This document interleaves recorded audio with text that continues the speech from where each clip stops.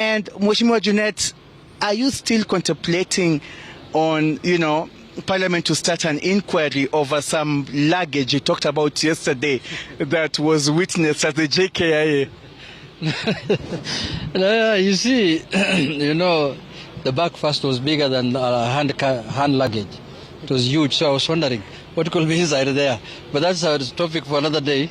We will see how to unravel that bag and see what is inside there. What are the people of Suna is telling you as far as what they expect to be contained in the financial budget for the financial year 2024-2025 in this particular budget statement? You see, if you look at this budget critically, this budget is constrained budget. Why? Because you see, government is thinking of raising 3 trillion shillings in revenue. I don't think they will be able to reach that target. If they raise under these circumstances 2 trillion shillings, they'll be lucky.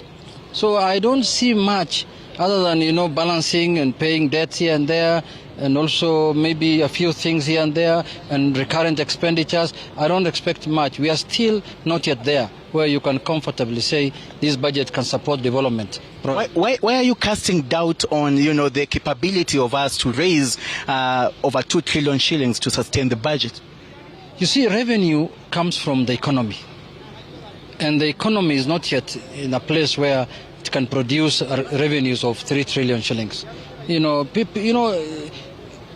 Budgets are dreams. People are dreaming that in this coming year I'm going to raise 3 trillion shillings. From where?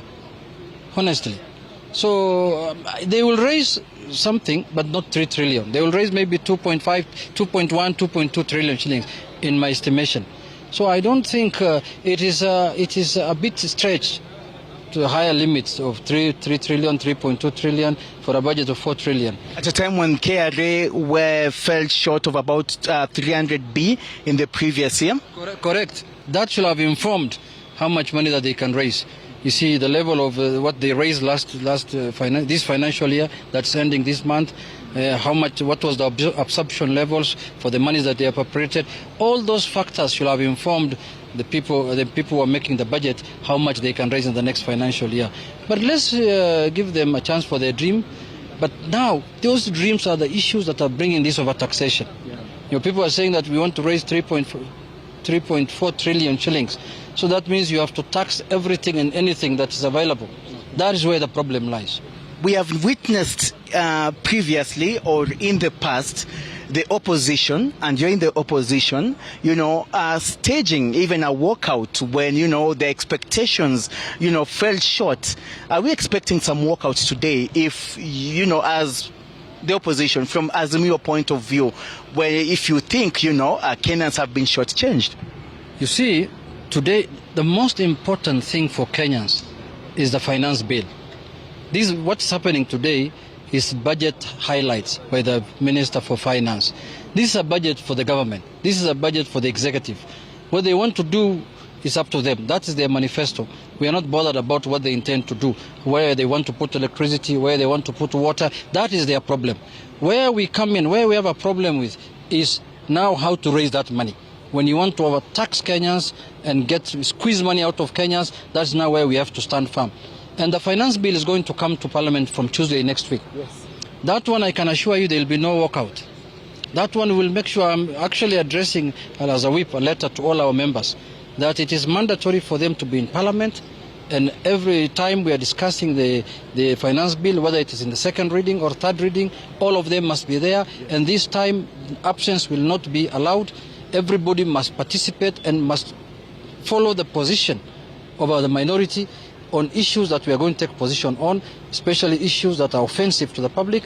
And if anybody absents himself, or anybody votes against the position of the minority this time on the finance bill, there will be dire consequences, I promise you. Last year, some members of the opposition didn't show up, and you are lenient to them, even after earlier on stating, while whipping them, that they have to be in the house, but some did not show up.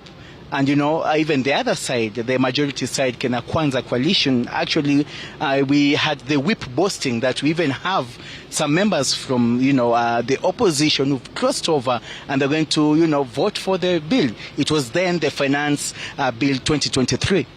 You see, the people, the members who are going to vote against our position or who cross over, those ones will be dealt with by the people who elected them. Members of parliament are held accountable after every 5 years. Yes. So those ones, their fate is going to be in the public court. But for those who are with us and who are going to vote against our position, there are actions that are stipulated in the standing orders that we are going to take against them. The whipping them from committees is one of them, and other sets of actions. So we will make sure that our members, we will tell them to be present, and they should be in the house. There is no walkout. We must vote. We must remain in the house and vote on this bill. Yeah, and if you have no position, then you have to go back to the public and ask them what position they have given you. But anybody who's looking for a trip out of parliament next week is no go. Okay. No goes on.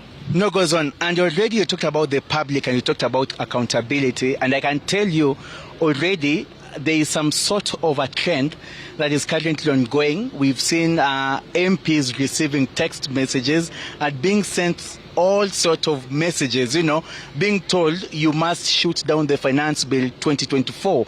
Is this a concern to you in terms of, data privacy, or, some are saying, those Kenyans are justified? No, that is just part of public participation. Even me, I've received this morning 6 texts from my constituents who are telling me that I should not support the finance bill. It's just part of the wider public participation. As a member of parliament, in terms of representation, as one of your cardinal responsibility, you are supposed to listen to what the people are saying. You are supposed to listen to your constituents. So if your constituents are telling you not to support the finance bill, so they have to communicate to you in all manner they can. They can write you a text, they can send you a message on WhatsApp, they can call you. Some of these messages are very funny. Some of these images they are sending as well. Some are even threatening. Like, I have a threatening message myself here on my phone I can share with you. So that's normal. You have to, once you are a leader, people will communicate to you in different manner and in different form, because some are annoyed, some are happy, some are in bad mood, some are, have psychopathic problems. So you have to listen to all kind of people as a leader. So I see that as part of public participation.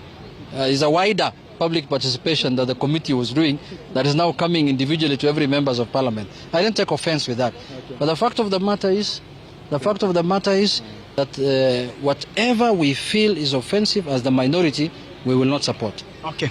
Public participation, you say. Thank you very much, Suna East MP and Minority Whip in the National Assembly. It is all about the budget.